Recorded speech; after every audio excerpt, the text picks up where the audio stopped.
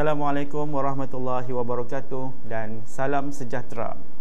Murid-murid tingkatan 3 yang dikasihi sekalian, hari ini kita akan teruskan lagi sesi pembelajaran kita, iaitu masih lagi dalam bab 7, iaitu 7.3 prinsip keabadian tenaga bersama dengan Cikgu Zulfahmi bin Cik Ani dari SMK Kepala Batas. Prinsip keabadian tenaga yang kita belajar sebelum ini menyatakan bahawa tenaga tidak boleh dicipta atau dimusnah, tetapi hanya boleh berubah-ubah bentuk. Sebagai contoh, sistem ayunan seperti ayunan bandul ringkas dan juga ayunan spring berbeban sentiasa mengalami perubahan bentuk tenaga, iaitu antara tenaga keupayaan graviti atau tenaga keupayaan kenyal dengan tenaga kinetik. Dalam contoh kehidupan seharian kita juga, contohnya seperti roller coaster yang sedang bergerak melibatkan perubahan bentuk tenaga juga. Contohnya perubahan bentuk tenaga antara tenaga keupayaan graviti dengan tenaga kinetik. Mari kita uji minda kita dengan rumus tenaga yang terlibat. Seperti yang kita belajar sebelum ini, terdapat 3 jenis tenaga yang kita pelajari dan melibatkan rumus-rumus yang perlu kita gunakan untuk membuat pengiraan. Yang pertama ialah tenaga keupayaan graviti. Rumusnya adalah M darab G darab H, di mana M adalah jisim, darab graviti dan juga darab dengan H iaitu ketinggian.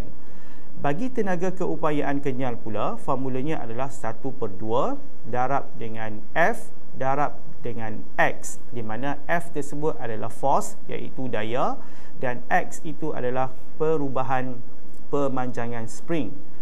Manakala bagi tenaga kinetik pula, formulanya adalah 1/2 darab M darab V kuasa 2, di mana M tersebut adalah mass iaitu jisim dan V adalah velocity iaitu kelajuan. Baik, berikut adalah contoh masalah numerical, iaitu soalan yang terdapat dalam buku teks anda. Okey, mari kita lihat rajah 7.14 menunjukkan sebuah pistol mainan. Panjang spring di dalam pistol mainan tersebut ialah 300 mm. Jika daya 5 Newton digunakan untuk memampat spring sehingga panjang spring menjadi 50 mm, hitungkan kelajuan maksimum bola plastik yang berjisim 50 gram semasa bola itu ditembak keluar dari pistol, dan nyatakan satu anggapan yang dibuat untuk menyelesaikan masalah ini. Baik, untuk menyelesaikan soalan ini, kita perlulah menggunakan prinsip keabadian tenaga, iaitu di mana kita mengandaikan bahawa tenaga keupayaan kenyal yang tersimpan di dalam spring tersebut adalah sama dengan tenaga kinetik yang terdapat pada bola plastik tersebut. Jadi, kita kena menggunakan formula tenaga keupayaan kenyal dan juga formula tenaga kinetik untuk menyelesaikan soalan numerical ini. Okey, jadi cikgu gunakan formula 1/2 darab F darab X sama dengan 1/2 darab M darab V kuasa 2.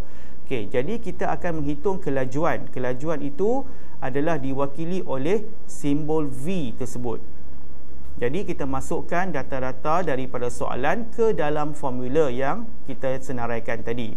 1/2 darab dengan 5 Newton iaitu F iaitu daya, darab dengan 250 bahagi 1000. Ini adalah untuk kita tukarkan panjang spring tersebut, iaitu daripada spring tersebut 250 mm setelah dia ditarik.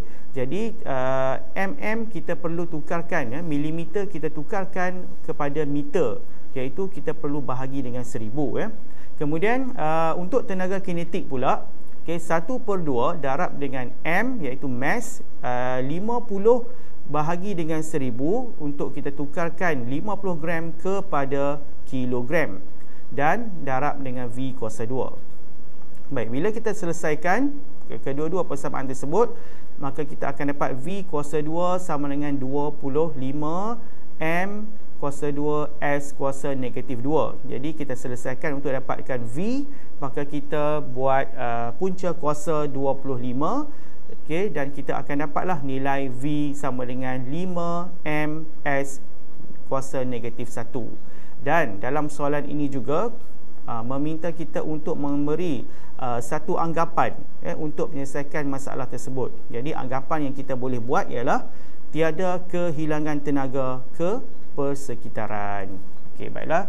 Sekian sahaja. Terima kasih.